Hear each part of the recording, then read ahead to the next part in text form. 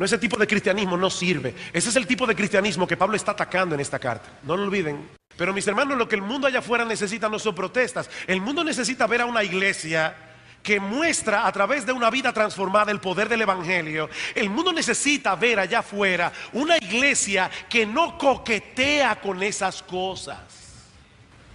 El mundo necesita ver una iglesia donde las mujeres se visten con modestia. No es muy fácil protestar. Lo difícil es vivir como cristianos. Miren, mis hermanos, este mundo está difícil.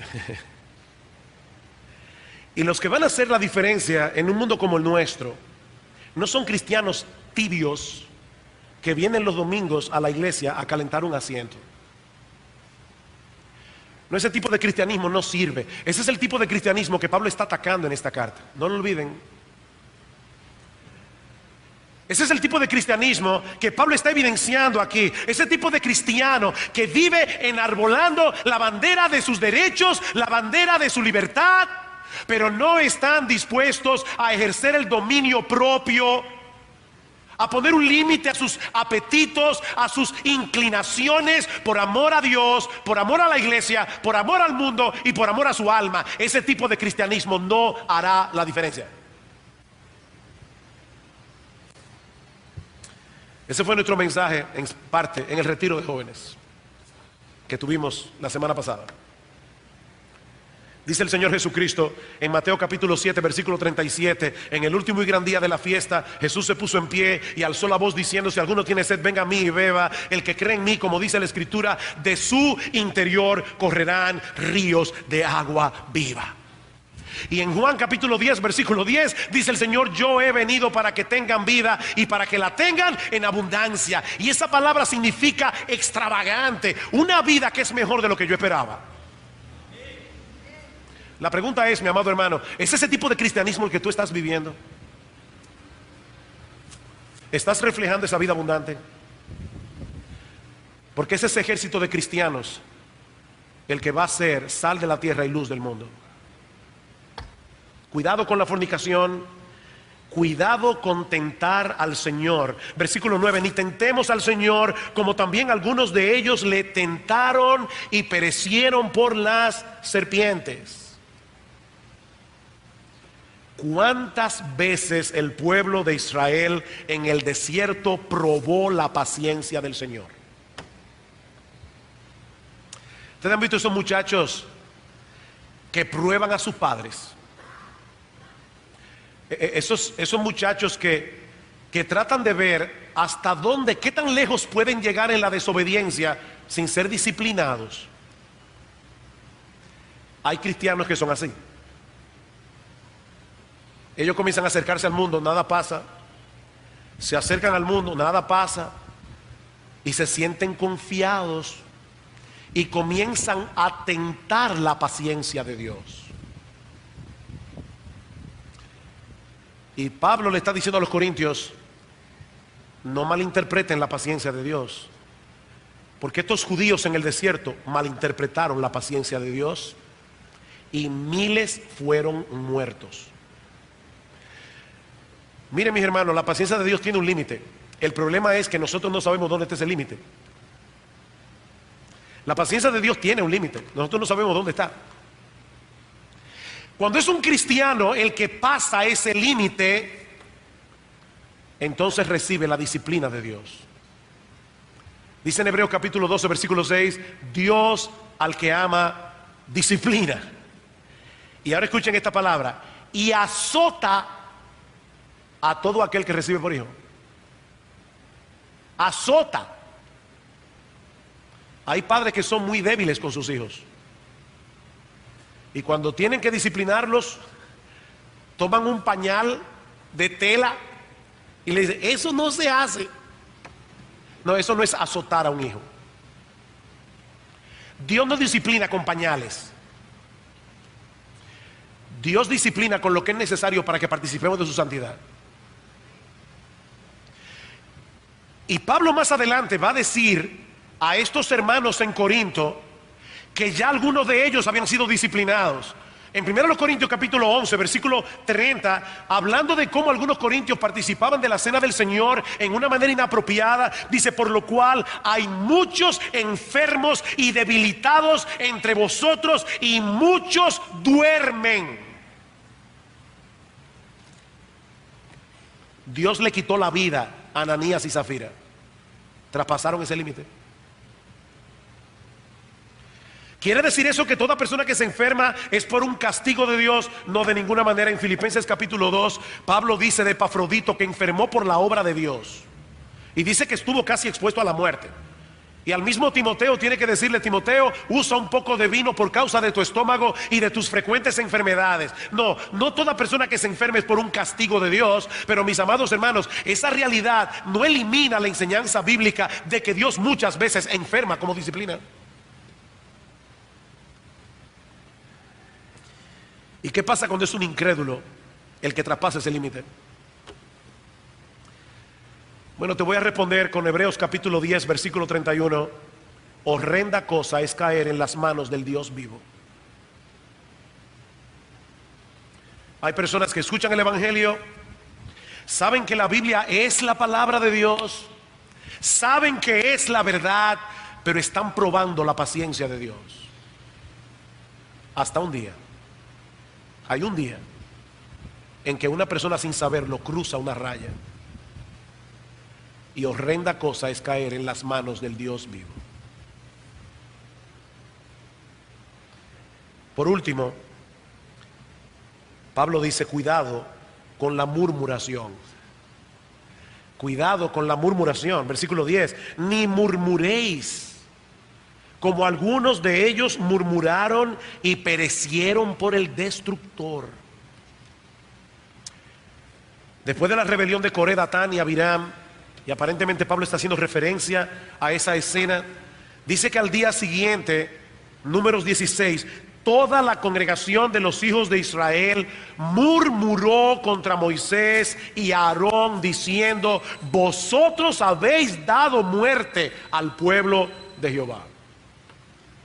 Murmuraron contra Moisés. Y dice que perecieron por el destructor. Así como decíamos de la codicia, mis amados hermanos, muchos cristianos toman la murmuración como un pecado ligero. Dios no lo toma a la ligera. Dios no lo toma a la ligera.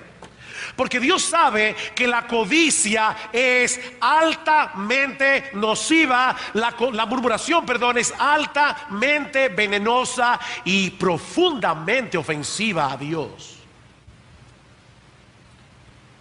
Cuando tú te quejas, tú estás poniendo en dudas la bondad, el amor, la sabiduría de Dios. No, pastor, usted no me está entendiendo. Yo no me quejo de Dios, yo me quejo de mi marido, o de mi esposa, o de los hermanos de la iglesia. O pastor, de quien yo me quejo es de ustedes, los pastores de la iglesia, y de los diáconos. No es de Dios. Mi amado hermano, mi amada hermana, no te engañes a ti mismo. ¿Quién controla tus circunstancias? ¿Quién controla a tu marido, a tu esposa, a los pastores, a los diáconos y al mundo entero? Es Dios. Cuando tú te quejas de tus circunstancias, tú te estás quejando del Dios que las gobierna. Te estás quejando de Dios. Y para Dios eso es altamente ofensivo.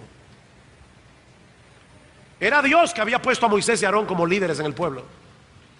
Y estos israelitas no tuvieron reparos en murmurar contra ellos, y Dios lo tomó a título personal. Ahora, no pierdan de vista algo, hermanos. Tan pecaminoso es murmurar como prestar oído a la murmuración. Las dos cosas son igualmente pecaminosas. Yo no voy a hacer este ejercicio hoy aquí de ninguna manera, pero yo estoy seguro que si yo pidiera en este momento a todos los miembros de Iglesia Bíblica del Señor Jesucristo que levantaran su mano, todos los que quisieran tener una iglesia libre de murmuración, yo creo que todos levantarían la mano. Dudo mucho que un cristiano diga: no, a mí me fascina una iglesia llena de chisme. No, yo lo dudo. Todos levantarían la mano. Ok, ya que tú levantarías la mano y tú quisieras tener una iglesia libre de murmuración, déjame decirte que eso es posible. Solo tienes que hacer dos cosas. Una, deja de murmurar. Deja de murmurar. Deja de quejarte de personas que no están allí. Tú tienes una queja con un hermano, tienes dos alternativas: o se la dices al hermano o le pones un manto de amor. Ahora, yo le decía a una persona en estos días, echarle un manto de amor a una ofensa no es tan fácil. Cuando yo era muchacho, a mí me encantaba leer a Gustavo Adolfo Bécquer. Yo no puedo entender cómo es que un hombre que podía escribir poesías tan hermosas. ¿Qué es poesía? Me preguntas cuando clavas tu pupila en mi pupila azul. ¿Qué es poesía? Y tú me lo preguntas, poesía eres tú. ¿Cómo un individuo que podía escribir versos así escribía cuentos tan terroríficos? Yo no sé cuántos de ustedes han leído los cuentos de Bécquer, pero yo los leía cuando era inconverso y dormía con los pies agarrados de noche. Había uno en particular de una muchacha que fue dejada por el novio en el altar, y cada vez que la enterraban y le echaban tierra encima, la muchacha sacaba la mano. Yo me acuerdo leyendo ese cuento de noche.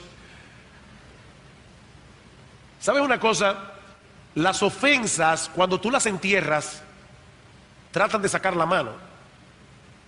Ellos después se dieron cuenta finalmente que lo que la muchacha quería era que el novio le pusiera el anillo de compromiso. Desde que le puso el anillo de compromiso al cadáver, bajó la mano y se quedó enterrado.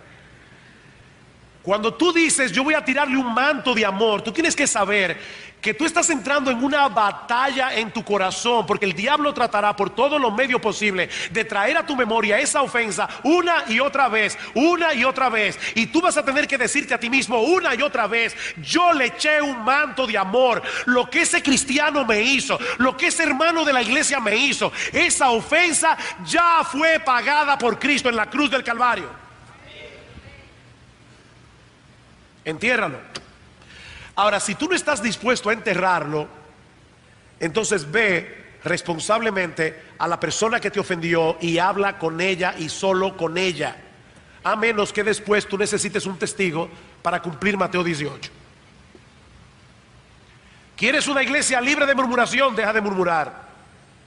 Ahora, eso no es suficiente. ¿Quieres una iglesia libre de murmuración? Cada vez que un hermano de la iglesia se queja delante de ti de otro hermano, sea cualquiera, un hermano, un pastor, un diácono, quien sea, mi amado hermano, mi amada hermana, si alguien se queja de otro hermano de la iglesia delante de ti, tú le tienes que decir: mi amado hermano, mi amada hermana, es obvio que tú tienes un problema en tu corazón con esa persona. Yo te voy a dar un tiempo prudente puede ser una semana. Yo te voy a dar un tiempo prudente para que tú hables con esa persona. Si tú no lo haces, yo quiero que tú sepas que responsablemente yo voy a ir y le voy a decir: fulano o fulana tiene un problema contigo. Y yo te aseguro que esa persona jamás volverá a murmurar delante de ti.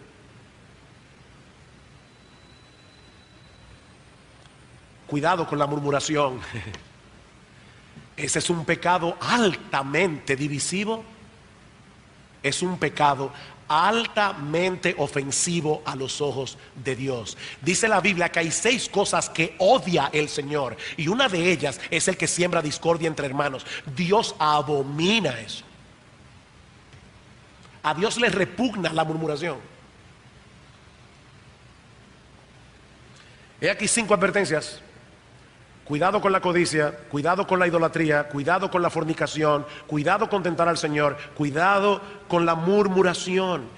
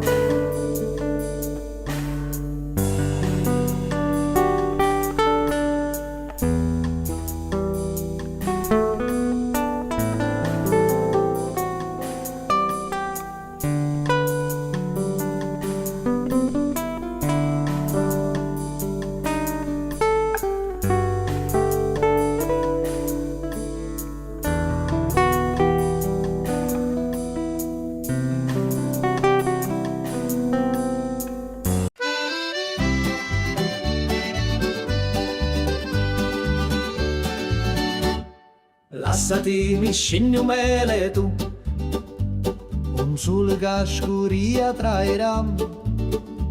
Mi dissi vieni con me stasera, una sera che pari a magia, una cantina che durava musto, lugori mio, gli incidetti tutto.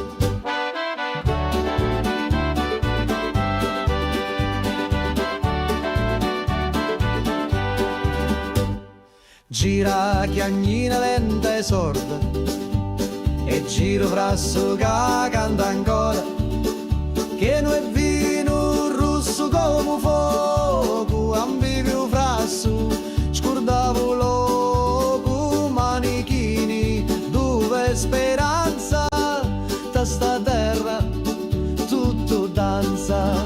Prega Maria che faccio milico, mi persi sotto i panni rossi, c'era una croce fatta d'olivi, mi dai sopra senza scusa.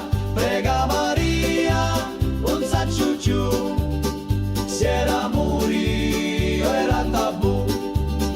Ammuzzo tutto frasso, scioglieva cori come passo.